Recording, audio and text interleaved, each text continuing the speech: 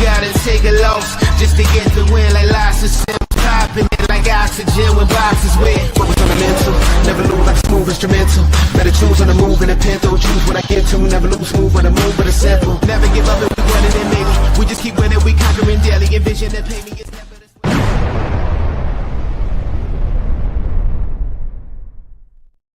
What? My mic wasn't muted. What's up, everybody? Welcome into Divots and Pivots here on Tuesday night, like we are every Tuesday night here on That Sports Podcast Network. Brought to you, as always, by Acorn Hills, acornhillsco.com. Use discount code TBFY15 when you go over there to get that 15% discount. A discount on all your orders.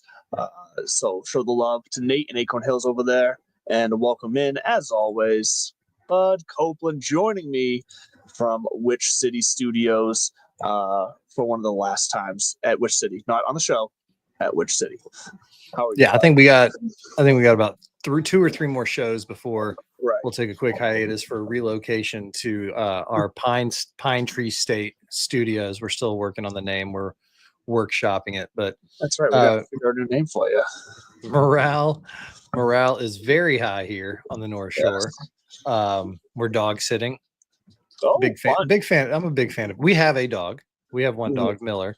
You drinking a Bud Heavy? I'm finishing it off before I move over to my whiskey. Okay. So how's that sober month working out? I'm joking. That 10 days was very nice.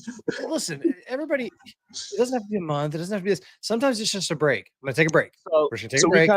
So me and the fiance discussed that, I think we're gonna try to do like every now and then, like a 2-week break. If we know we're about to go into a season where we're going to a lot of events or parties, or we're coming out of one of those seasons, it's just good to kind of reset the body every now and then. So I think what we're gonna do, that because the 10 days did feel nice, right? But at the end of the day, we still enjoy an adult beverage, and we don't typically ever drink in excess. So here's the thing. Sober October and dry January are there for a reason. They're to bookend your system, to prepare you for all the holiday parties, the traveling, the nonsense. And then if you're a responsible adult, hopefully you moderate from January, when February kicks off, Mardi Gras through Thanksgiving, or I guess October. So anyways, congratulations to you. I think that's a big life achievement to recognize that. I had a camp reference 3 minutes in. I can't remember what it was going to be about. It's because yours truly, back in the day, if you've ever seen Wet Hot American Summer, it wasn't like that. It's a lot nicer and friendlier, but I mean that's well, have you seen the movie, the cliche? That's cliches come from a place, man. That's it. It's all true. The days are long, the weeks are short, the emotions are all hyperbolized, and everything is just overwhelmingly intense, including. We used to joke because back in the day, back in the day, there was a very strict no marijuana policy, period, stone cold. Like it wasn't, 25 years ago, it was perceived a little bit differently. Yeah, it makes sense for what the time was. And then also the drinking culture was a little bit different. It was a little more. The kids are actually not drinking as much as they used to. That's why I laugh about the Bud Heavy. I'm like, damn, I haven't seen one of those in a long time. And yet that's my beer of choice. So, but you were allowed to go like out long enough at night to get to a bar, have 2 drinks, and get back safely. That was usually like what we calculated out anyway. So we used to say, like, if you can't, like if you're going to a bar and you're going to sit there for 90 minutes and just pound 9 shots, like summer camp's not the job for you, and you have a problem. And then we would say this, and then I know people who did smoke, mostly the Canadians, who smoked dope. Is this the 1950s? I did. They smoked the reefers back in the day. I think. No, it's even better. They smoked them, but he'd be like, listen, I drop it for 3 months because in my mind, if I can't, then I have an issue. Now I think times have changed a little bit. At least I know on the it's no longer like forbidden strictly, but the mentality is there. Like, honestly, if you're first of all, if you're smoking weed during the day and you're trying to work with kids, you're kind of a piece of shit. But secondly, if you're smoking late at night, you're going to be hazy the next morning. It's no different than any other activity. So, welcome to Divots and Pivots. I'm your co-host, Bud Copeland. And this Bud's for you. It's been a long day. I woke up and had a migraine this morning. I get about two or three a year, and they're usually around seasonal changes. I think it was just like the weather that's coming. The weather the weather that's about to come through New England, coupled with the pollen count, coupled with I had to drive to Portsmouth this morning to pick up my brother-in-law's dog. Just boom, migraine knocked me down for a couple hours, and now the rest of the day has just been spent in this haze, like I got punched. And so I'm excited to talk about golf. There is a metric fuck ton of going on. I mean, the second major in the books. But where do you want to talk? Do you want to dive right into PGA? Do you want to, talk about, there's some pretty cool stuff around the other areas of golf. Where do you want to dig into first?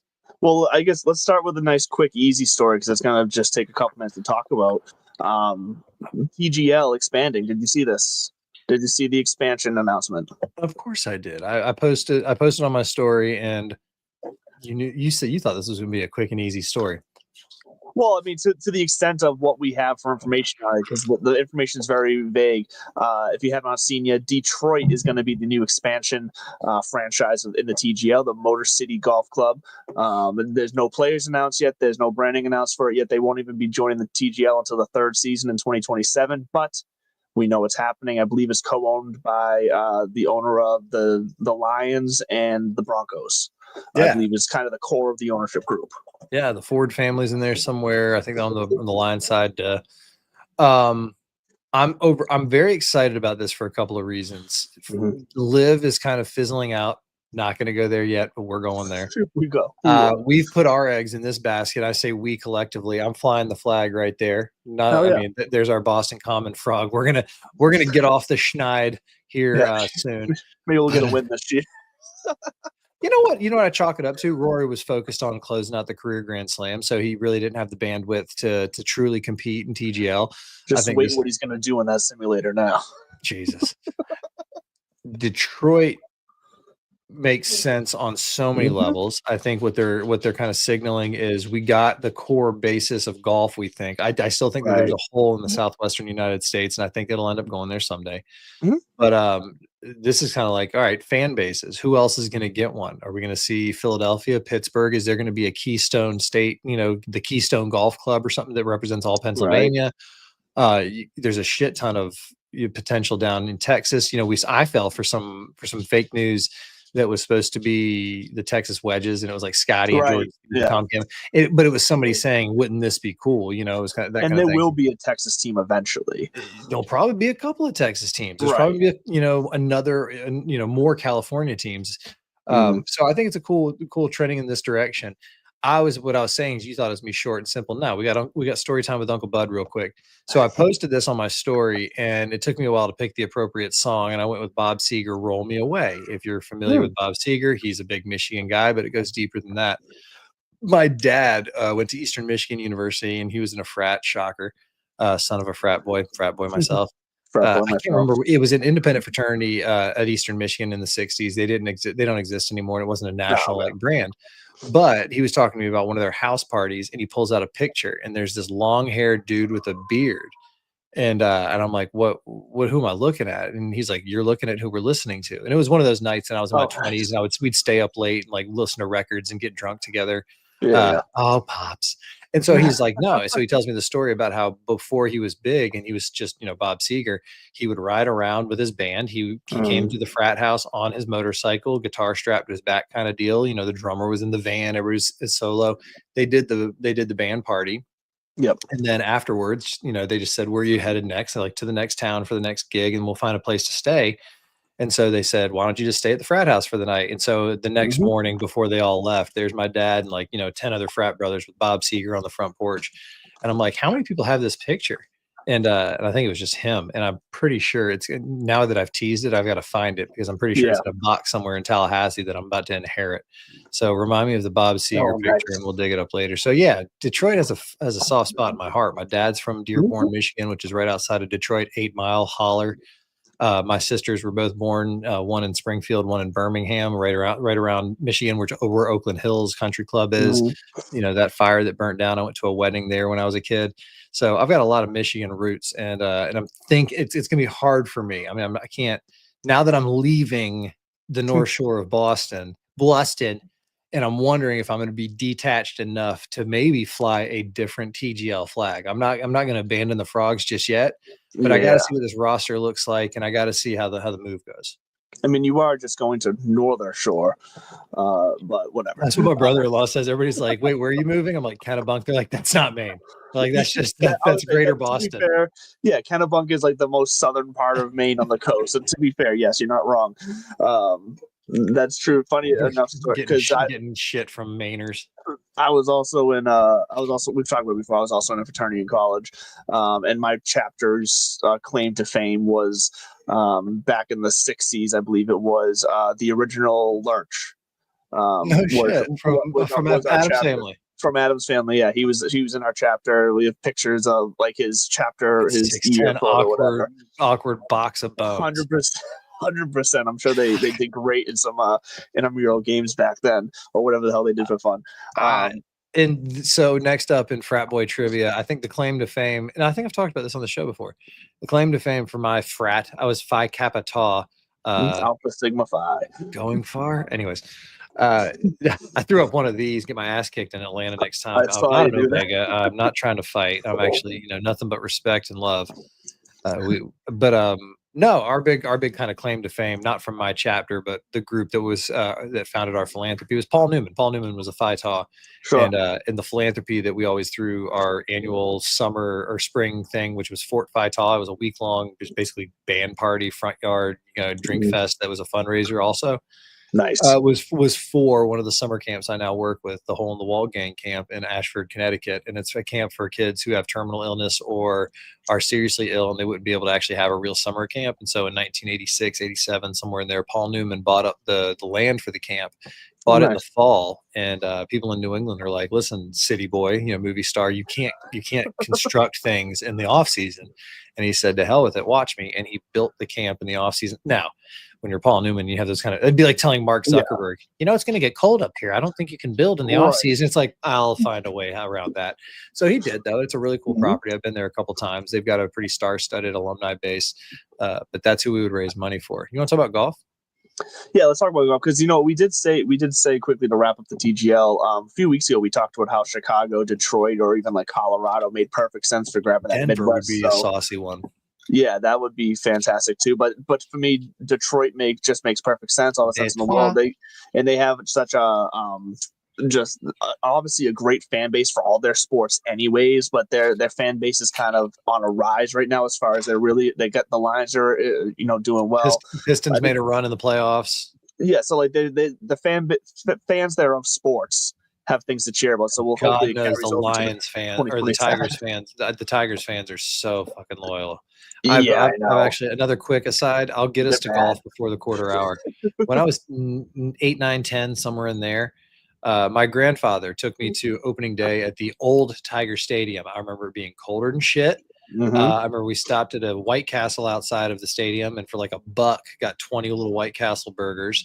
I sat there drinking hot chocolate, and again, it was the old Tiger Stadium with the overhang in center field. Cecil Fielder was playing at the time. The bright white skin tight Detroit Tiger uniform. So sure. Like I said, I got a lot of family connections and love for Detroit, and I'm excited about this Motor City Golf Club. I think I'll be curious to see who's on it. That'll be fun to see. We need to make sure to retitle this episode "Skip to 15 Minutes for Golf." So I'll put that in the description. Let's get right into it. I want to hear your reactions, the highs, the lows. From the PGA Championship. Let's talk about these storylines. Did anything come to fruition? When and where do you want to dig in to live? So back to you in the studio, as they would say. Yeah, so let's wrap up the PGA. We'll start talking about it, but we'll wrap it up before we get into everything else golf, because like you said, there is a lot. The PGA started off, as everyone made very vocal, quite disappointing on Thursday with the lack of star power at the top of the leaderboard. Jonathan Vegas, all respect to him, but he's just not putting fans in the seat when you got Rory McIlroy, Bryson, everybody else shooting over par. I mean, Scottie Scheffler, of course, was still leading the charge at, I think it was 5 strokes off the lead at the end of round 1, but still, like, that was a rough day for the majors, but it came back around round 2, round 3. You know, all the names kind of got back into it other than Rory. Rory, just whoever I pick in my one and done has a disappointing week, and Rory just somehow continued that for me last week. So that's brutal. Little teaser: Henrik Norlander is going to be my wild card one and done pick this week for the Charles Schwab. Anyways, no, round 3, it was starting to look better because I watched a bit of round 3 on Saturday with the kids. We were hanging around the house for a little bit in between the million sports things we were doing. And I found myself looking at the leaderboard and said, okay, something happened here because we got Rom up here. We got Bryson up here. Scottie's up here. Keegan was hanging around for a while up there. I mean, I would have loved to seeing see that. Yeah, like there was all of a sudden there was names, there was star power up there, and it felt like it was coming back. But then for me, once again, on Sunday, Scottie still did enough to win. He didn't choke it away, but this is now 2 majors this year where, I mean, obviously the Masters, we saw Rory win with an over par score and not playing his best golf on round 4. Scottie almost did that. He saved himself in the last few holes. So he was able to shoot under par, but for both of the majors so far this year, for the final round on Sunday, for it to be almost golf where they're just hoping to survive. That's the best. That's the so best. It's the best in a way, but I said it last time after the Masters. I like to see my champion grab it and take it. And if it's there for the taking, just absolutely attack it and take what's theirs.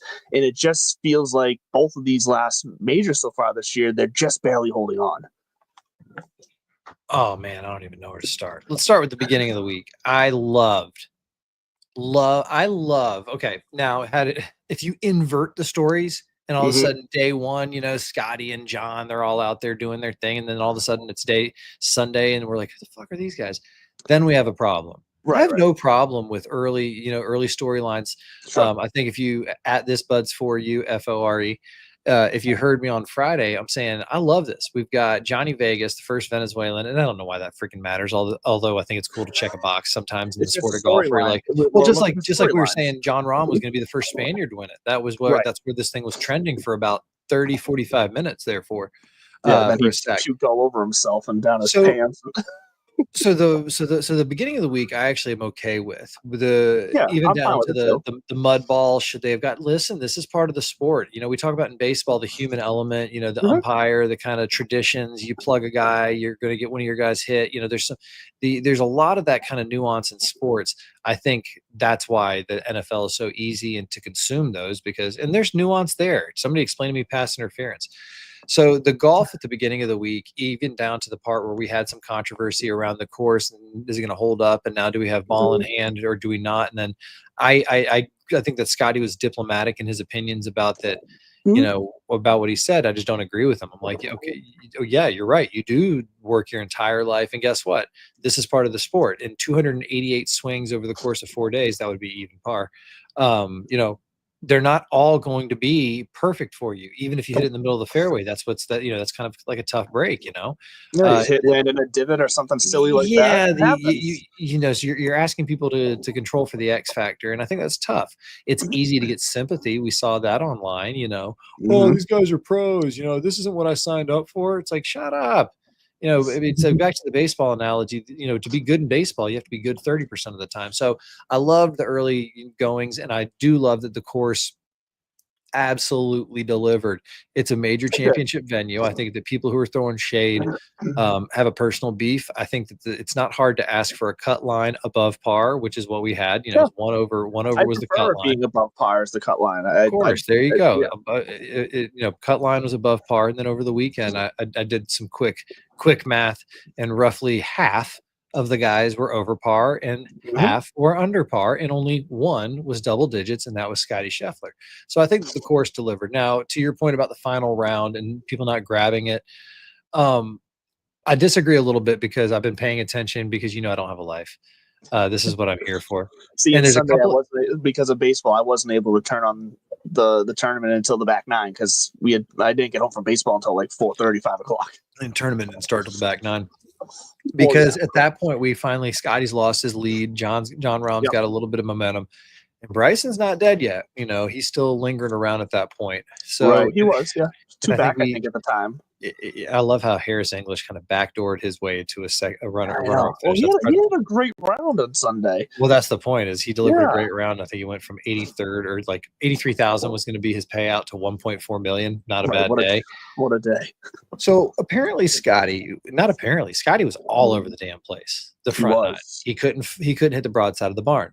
Mhm. And in listening to his press conference and then listening to the comments with Ted Scott, the caddy, this is what separates those guys. And Randy Smith, Scottie Scheffler's coach, mentioned it too. And I take a little bit of pride in this. It made me feel good because I genuinely I do this on a small scale from time to time, and I'm proud of it. Where you're able to course correct literally on the course. Like, damn, I'm fighting a left miss. Sure. What am I doing? Or how do I just play into it?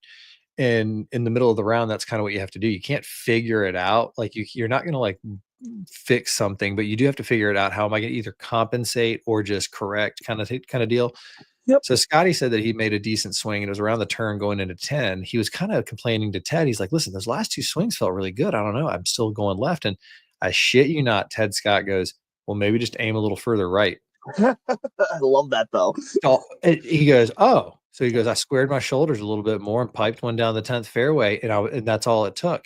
See, but that's the difference between a pro hearing that and someone like me, my level of golfer hearing that. Is someone tells me to aim a little bit more right, I'm gonna fully aim myself right. But what Scottie heard was, oh, that means my shoulders are out of line. I'm not gonna turn my body to the right. I'm gonna square up. Square up a little bit. And he piped it, and then he goes on to hit more fairways, and then down the stretch, not shit his pants coming down the green mile. I think he was 1 under on the week, while everybody else was 4, 5, 6, 7, 8 over par. I'm channeling my inner Brandel Chambly. On 14, 15, I think he was like 8 under on the week on those two holes. Like it was unreal leading into the green mile. So I think that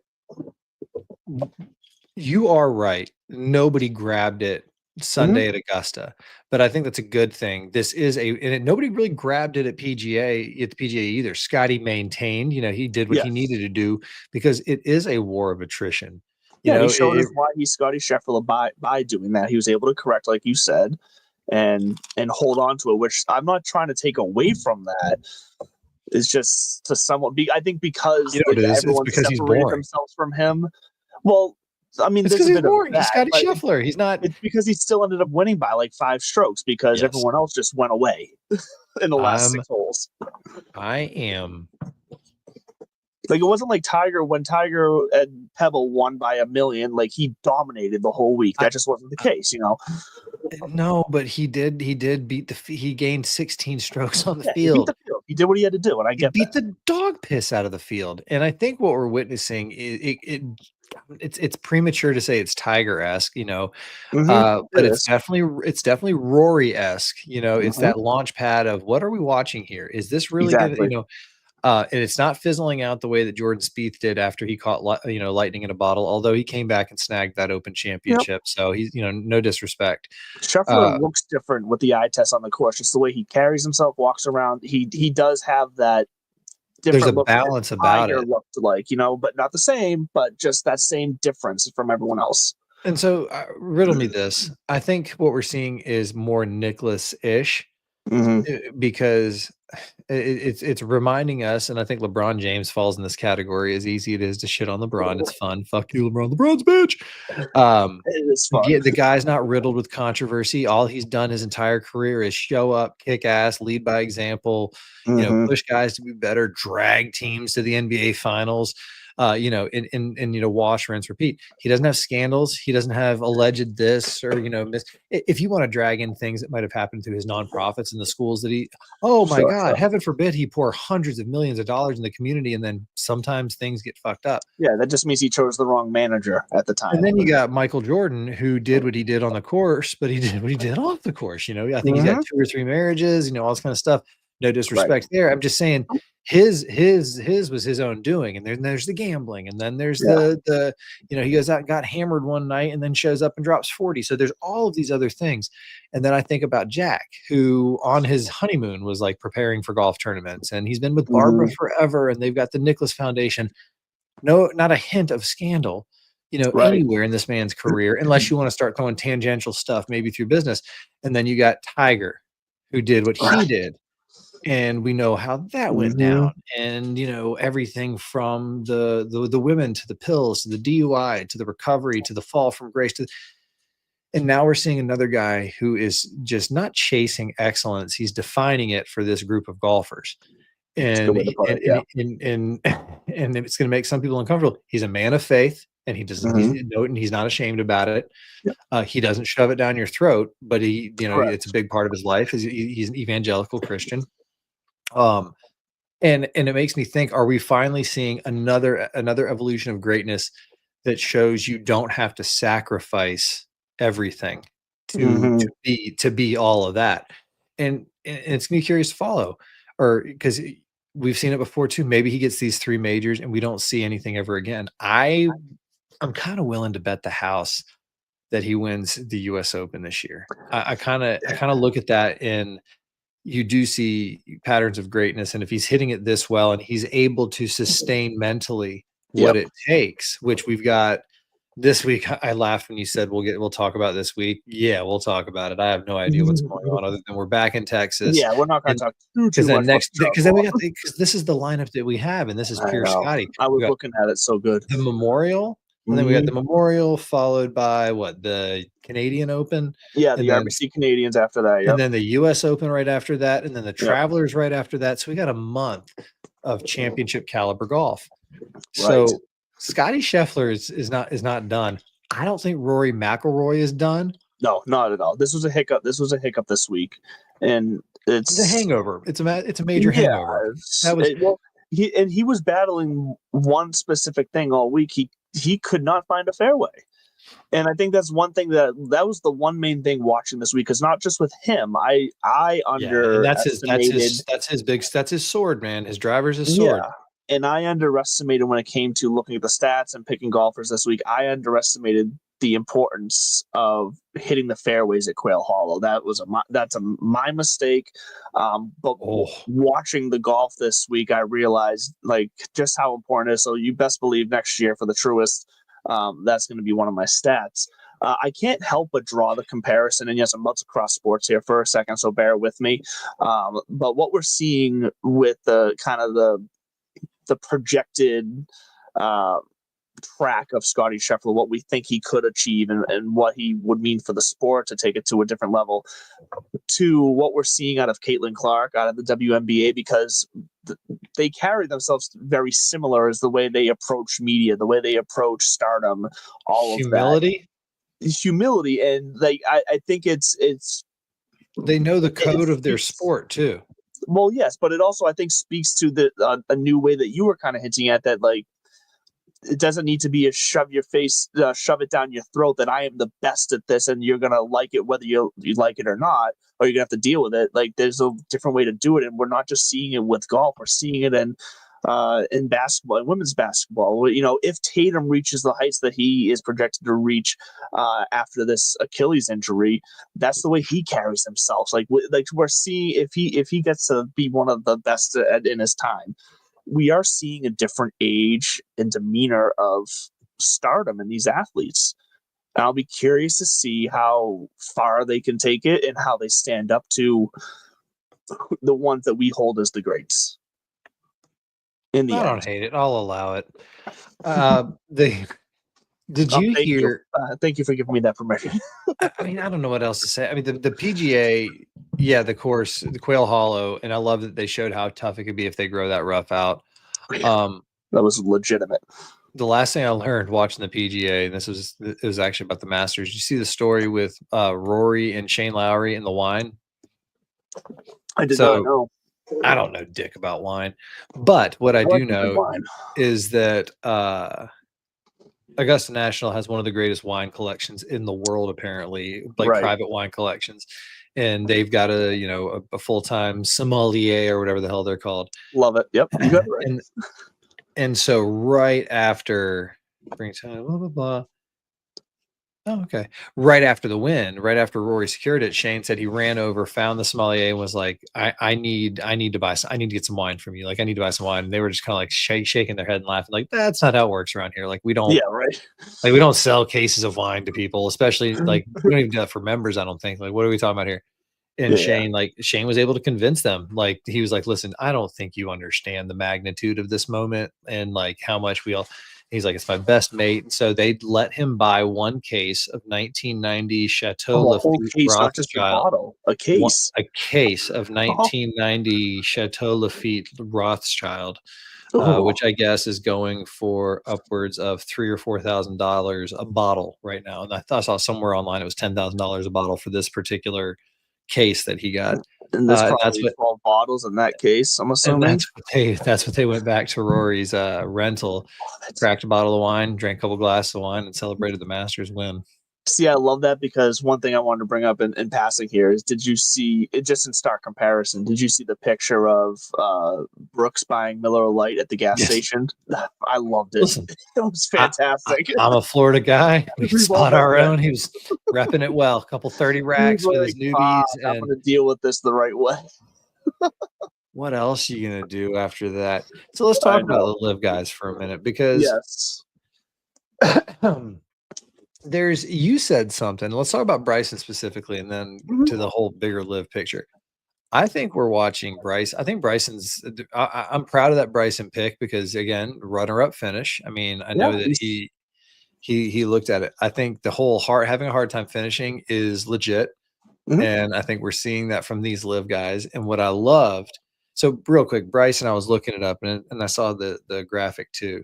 And it's something like, where do we go with Bryson? His last 6 majors Mhm. are T2, T5, cut, win, second, and T6. So it's Yeah. not exactly like but he's also the outlier. He's the unicorn. He's the Right. exception, not the rule to Mhm. what we're about to get into, Which which for did a you? while Brooks was too, you know. Yeah, it was Major Brooksy. Now it's Major Bryson. Mhm. Um, freaking DJ and Phil and the rest Yeah, of those they're guys are gone. MIA. Johnny Rahm, Cameron Smith, everyone's gonna forget his name soon too. Like he's absolutely gone. and John Rahm had a phenomenal week. And I do think Yeah. that he was maybe 2 or 3 swings away. I think if that putt Right. drops on, I think it was 12, 13, 14, somewhere in there, it was a long Mhm. birdie putt when he was cruising. That thing drops, who knows what happens. But Paul McGinley, one of my favorite guys, Paul McGinley, I do he love was that talking name. It about just how rolls. Paul McGinley, he was talking about how that kind of window of momentum opened and closed real quick for Ram, uh, and then Brandel from the top ropes. If you don't watch, if you don't DVR, live from the players or live from the PGA or whatever, Can always Brandel from the count on top, Brandon. Brandel from the top ropes, who has been subtle at times and directed others, was blunt, flat out that like live guy. This is what you can expect from live guys. Though they're not going to be able to finish. You're not playing championship Mhm. caliber golf week in, week out, and you're not playing 4 rounds of it. You're playing for a team. You're playing for a different mentality. And he's like, and I like kind of his unapologetic, even though I hate unapologetic, I Mhm. like that he's kind of putting it out there. I don't like this isn't like me begrudging them on a personal level. The proof is in the pudding. I was And gonna say you the stats are there. yeah, you want to cite Bryson and Mhm. his win and his run. We'll lead off with that. Again, that's your outlier. And I go Mhm. and he said exactly what I was saying, which is live is not is does no no Paul McGinley, because they said, Paul, what do you think about all this? And Paul was being diplomatic. He goes, I'll cede this because he didn't want to get into the mud and the Mhm. muck about Yeah, whether yeah. live is good or bad. He goes, live does not prepare. He goes, it would be hard to argue with somebody who said that live does not prepare you to win major championships. He goes, it's hard to Correct. argue against that. You're playing against a limited field week in and week out, which isn't week in and week out. These tournaments are spread out. Right. They're all over the world. They're Once a 54 month. holes. Yeah, it's just it. Oh, and he finally, and I wanted to be like, hello, we've been saying this for 4 years now or 3 years now. Right. That's our Well, the only gripe media's with been too scared to take a stance, though. You know what I mean? I know they're if PGA media, but still, they've had to play if it the well if it middleman. bleeds but if it bleeds it leads, so they had to Right. create the conflict and they had to blow it out of proportion. And then the naysayers and the keyboard warriors and the people who genuinely just like to get out there and troll say outrageous things like live is pushing this, pushing that. I'll even see this, the disruption of live caused some either caused or were a catalyst for some of the changes. I was curious about that shadow in the corner. Yeah, you Some know of the what? changes that the There's a beta PGA thing Tour. here that if we were getting a bunch of comments, it would keep streaming right there. I just realized that that's what that was from, and I turned it off. All those comments pouring in. We have a tacit crowd. Um, good Sorry. Lord. Go ahead. Anyway, he was Yeah. saying it does not prepare you for major championships, and we've been saying that for years. And now I think it's time to just now. What bugged me, and I haven't listened to Danny Rapp's whole thing, Mhm. but he in one of his 18 points was trying to say that the live argument is BS, and I think he was trying to use Rahm's run and Bryson's finish as proof of that. And I think unless he's got some other angle I'm thinking of, it's not BS. These live golfers are not being prepared to play at the Correct. highest level because they are not playing the highest level themselves with the depth of competition and the consistency of competition. It Mhm. doesn't set them up. And I don't know boo-hoo for live. It's just it is what it is. No. Well, and think of also where Danny Rapp's position is coming from. He still has to maintain relationships with guys on both sides of the fence here. So he's not gonna just spare them too much. But I went back and looked at the stats because I was curious. I was like, I gotta look now. I want to look at specifically round fours of these main live guys in majors. And when you look at Bryson, Masters and PGA this past year, fourth round, his worst round, both times. Rahm actually, this definitely in the PGA worst round of the week. For the Masters, it was actually the fourth round was actually his best round. But when you look at his other three rounds, he was out of it. He was not in the conversation. And that best round of 69 at Augusta was just enough to get him to, I think it was T14. So like that's the number might look as an outlier that, okay, look, his fourth round was the best round. He had nothing to play for at that point. So I don't count that because what we're trying to get at is that they're not prepared to deal with the pressure of the moment anymore. And that's what you're getting at. That's what we've always been getting at. So yes, you can look at the numbers. It means one thing, but you got to look at the full picture. And the live guys are just not prepared to play PGA caliber competition that plays week in and week out. And the way you broke down that definition of week in and week out is perfect because for everything that we love that Bryson has done with his social media, with YouTube and all that, great. It's fantastic for the game of golf. It's all of that. But to a point, he's sacrificing. He's building his brand and it's succeeding him and bringing him in a different direction, but he's lowering his ceiling of his place in golf history, if that makes sense. Makes complete and total sense. Last question on the PGA Championship. Where do you stand on on driver gate?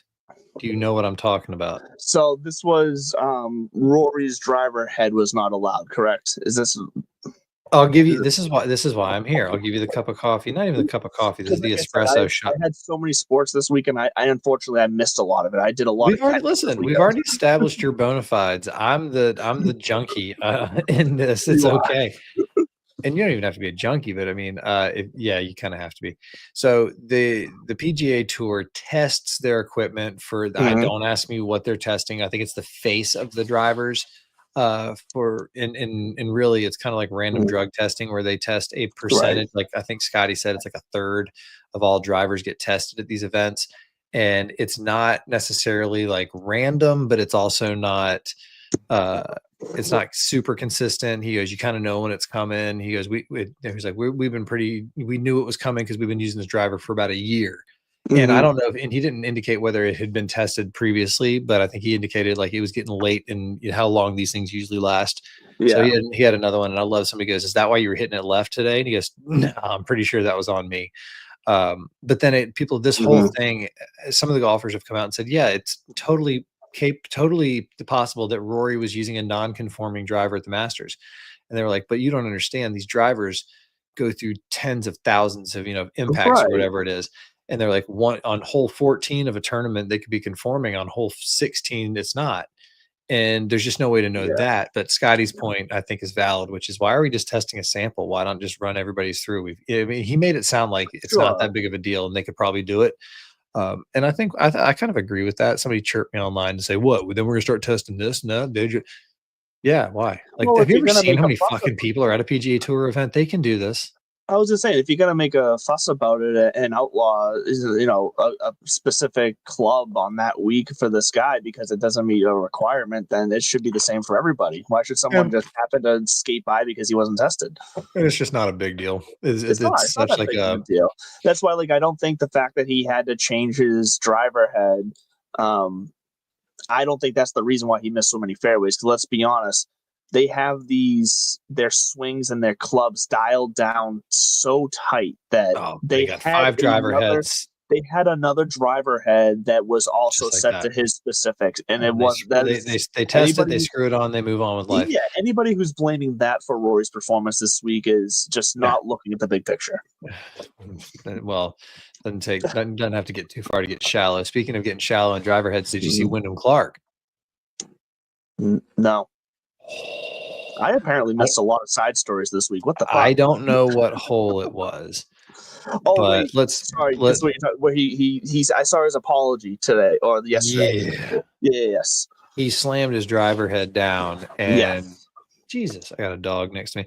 He slammed his driver head down out of frustration, and the head cracked off and flew forward. And I guess either hit or almost hit one of the volunteers. Correct. And by the way, it takes a lot of force to snap that thing, so it had to have been moving at a pace, as they would say. He came out full mea culpa, full apology. Good for you. Move on. I don't think there's a genuine apology. I felt like it was, I don't think there's anybody in golf who is going to try to throw. It's kind of like when they started trying to catch these guys who say F bombs, and not the JT F bomb, but they're like, oh my God, these guys are cussing on camera. Tiger was the worst. They had to start cutting Tiger's mic. Like they had to cut the boom mic all the time. Apparently he's got a filthy, filthy mouth.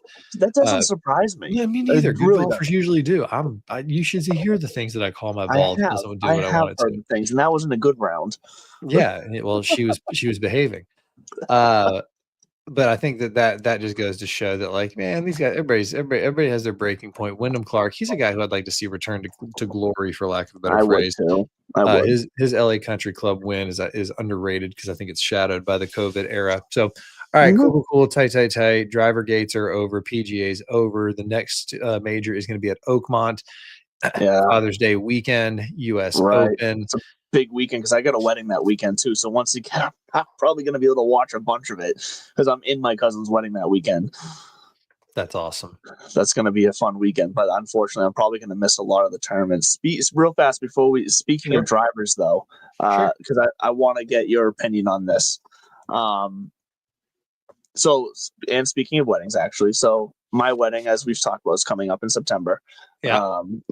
The fiance and myself were talking about yesterday, and I'm saying this now because I know she only watches the first 5 or 10 minutes, so she ain't watching right now. I know. So we were talking about okay, we're gonna get each other a wedding day gift, whatever. She told me what she would like. So I had some thoughts, obviously, and I was like, you know what? I could use a new driver. I've had my driver since I was 16. The TaylorMade burner, one of the originals. It's time probably. I need OG burnt orange. No, it's not that one. It's the red and black one. So it's I think, like I said, I think it's that's the next evolution. But I'm talking about 90s style. All right, continue. No, it wasn't that. Yeah. So is it unclassy of me to go do a fitting? And I want to say this for both, unclassy for both ways, to go get club fitted. And is it one, to then tell her exactly what I want? And then 2, is it frowned upon to go get a fitting and not buy at the same time after the fitting? Is that going to be seen as a waste of time by the attendant who's helping me? No, because here's the deal. If you buy the club, they then don't charge you for the fitting. So if you tell them the purpose of this, if you say I'm trying to get specs to give to my fiance so that she can present me, then they'll be like, man, no problem. We'll just print out exactly a sheet of paper that then she can just come back to us and say, here's what I want. If it would be tough to then go try to piecemeal it or be like, all right, let me see if I can find this. So it depends on what your budget is. I can tell you, I think my driver, including the fitting, which was the Ping G440 with the Tour Chrome extra stiff shaft, with the way all in was $640, and it's the first and only time in my life that I've paid that. Right. You can definitely get fitted, and then find any driver in your budget. It's also not contingent upon you would want to buy a new driver. I think it's worth the investment because That's what I kind of felt too. Yeah. the technology is there that if you I'm trying to sound so people who aren't into golf would roll their eyes at this. Of course it is. Of course Yeah. it's an investment. It's like fuck off. It genuinely it's kind of like a chef's knife where you can just continue to buy, off the rack from Target or for every kind of like year, 2, 5 years, whatever it is. Yeah. Or, if you take care of it, you have that one chef's knife that you still keep oiled and you only clean with like, warm water and like bath salts or whatever. Yeah. So I think a driver is worth the investment. I think that like a solid amateur golfer or anybody who's trying to get into the game, buying secondhand irons is not out of the line. I think buying used irons is perfectly appropriate because you're going to go through a few sets as you're learning. And then maybe once you hit a certain mental goal, go get fitted as well for those. But the driver is important. Anything else, I think you can kind of fit around in your game because they have the technology such that they'll dial it specifically to you. They can even offset it for you if you want. Like they'll be like, okay, so you just slice the dog shit out of the ball. All right, we know that this is your swing speed, which means we either need a stiffer shaft or so I say go for it. And you know what? Record it. It's good content. Well, it would be interesting. Now, where would you suggest going for a fitting? Like, do you have a favorite spot? Because I've never been fitted, and I think a lot of people who probably listen to us also probably haven't been fitted. Like, and we're obviously not sponsored by anybody. Like, but do you have a place, like a trusted place that you trust the technology and the advice from? Because, like, obviously, the first place I just looked at like Dick's, and they charge like $30 for a fitting. Like, is that even fine? Dick's is fine. Golf Galaxy is kind of the more Golf Galaxy and Dick's are owned by the same company. So if you go to Golf Galaxy, that's kind of like just the whole, the Dick's golf section. But and I think that's where I went. I went to Golf Galaxy. Both There's one not far from me, so. Yeah, and I loved the guy that I worked with. He was a PGA teaching pro on the side, or at least he was in school for it. And he was like a plus handicap, and he knew what he was doing. So I kind of got a lesson while I was in there. But just straightforward, like getting the fitting. PGA Tour Superstore. I mean, you think about it, you could get a veteran who knows what he's doing. You could get some kid who's on his second fitting. You never know. Right. It does, it just depends. But at the same time, you think about that's kind of. They're the golf people. Speaking of golf people, along with the PGA Tour, the USGA, big golf group. You might have heard of them. Just a little bit. But the USGA, I gotta see. The US 4-ball. Jesus, this dog is farting next to me. The US dog farts are the worst. Jesus. The US 4-ball is going on, which replaced the Pub Links. Fun fact: Trevor Immelman. Jim Nance and Trevor Immelman. Unique New York. Wow, that's a tough sentence. I see now. I see what you're trying to get. That's Trevor Immelman is the only winner of the US Pub Links to win the Masters. Now they got rid of the US Pub Links. They replaced it with the 4-ball in about 2015. But fun news from the USGA 4-ball. They are they're into the match play portion. Mark Dull is this guy's name. Mark with a C. Last name is Dull. Mark Dull played solo Tuesday morning and made USGA history, becoming the first player to win a U.S. amateur 4-ball match as a single.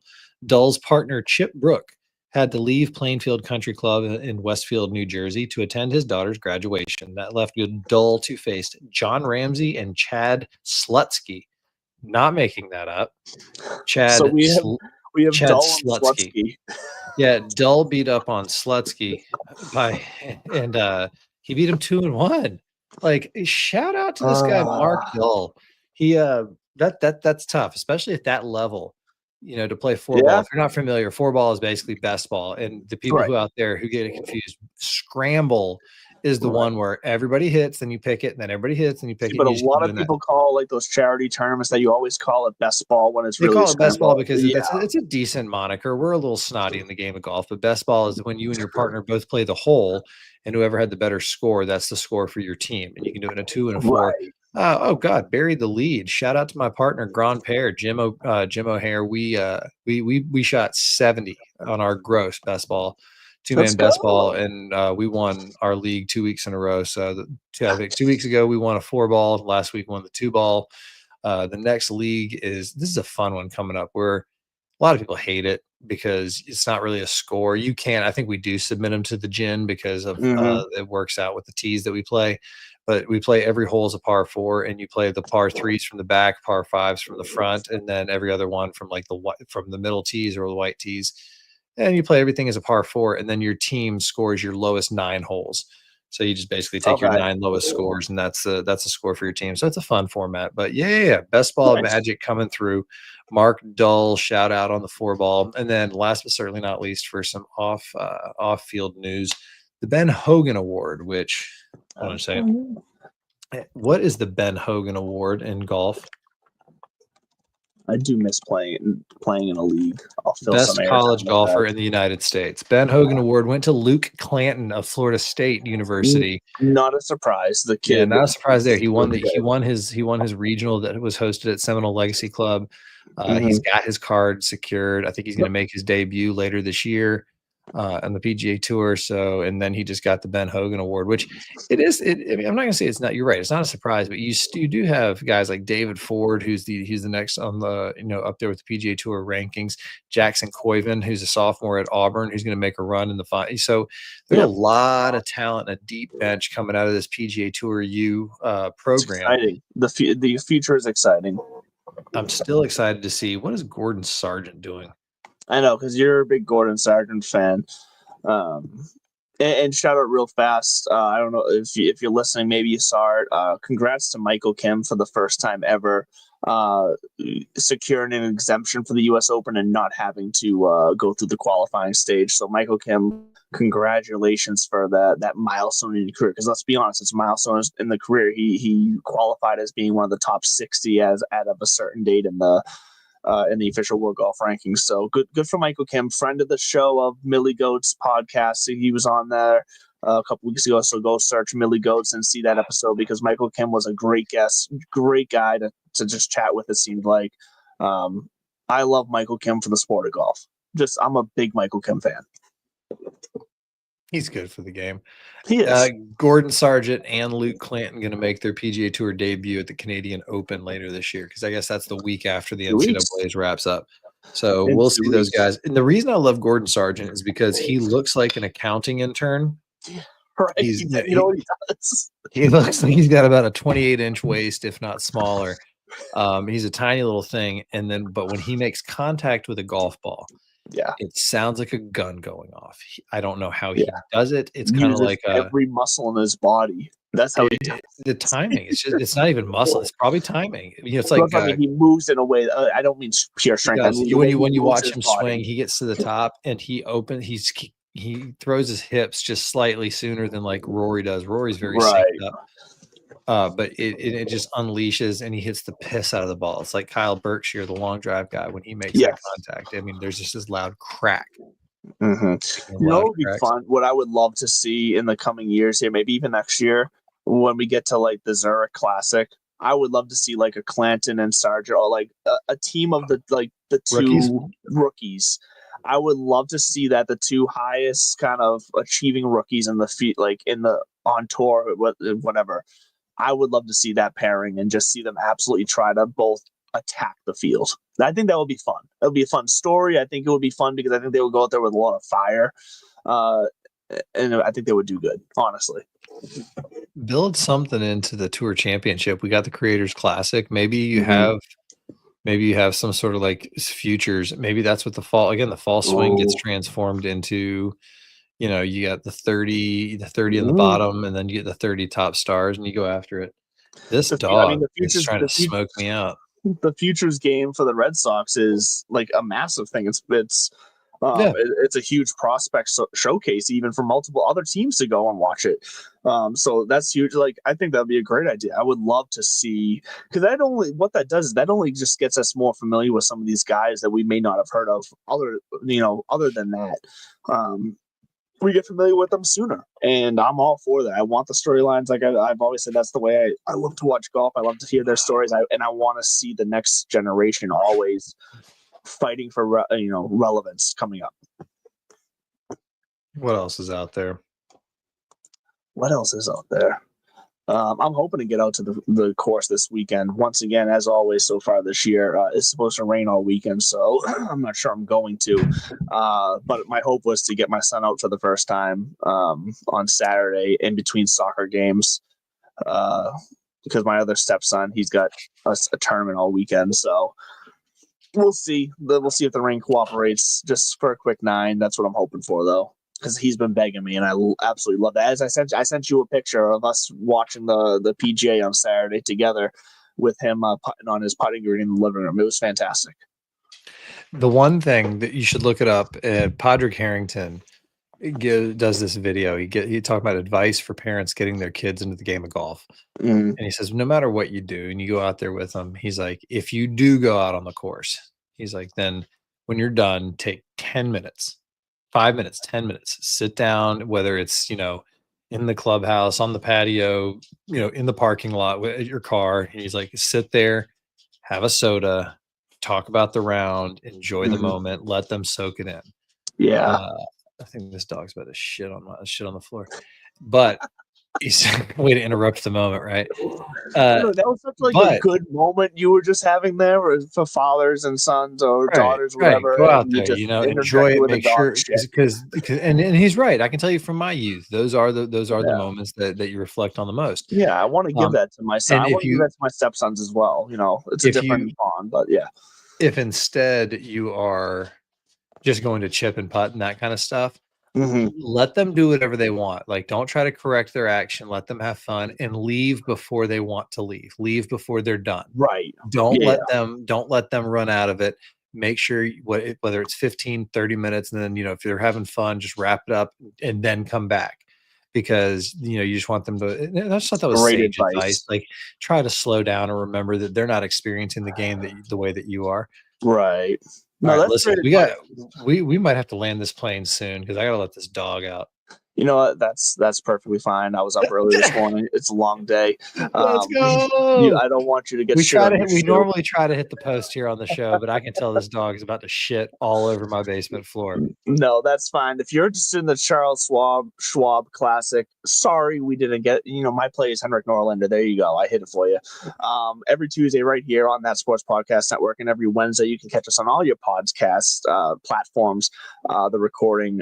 Golfer Gang Network. We love you. Thank you for the opportunity. I'm Andrew. Shout out Acorn Hills. Thank you, Nate. And Acorn Hills, as always, Nate, a fantastic person in this world. Help his brand out. We love you. Stay classy. We will see you next week.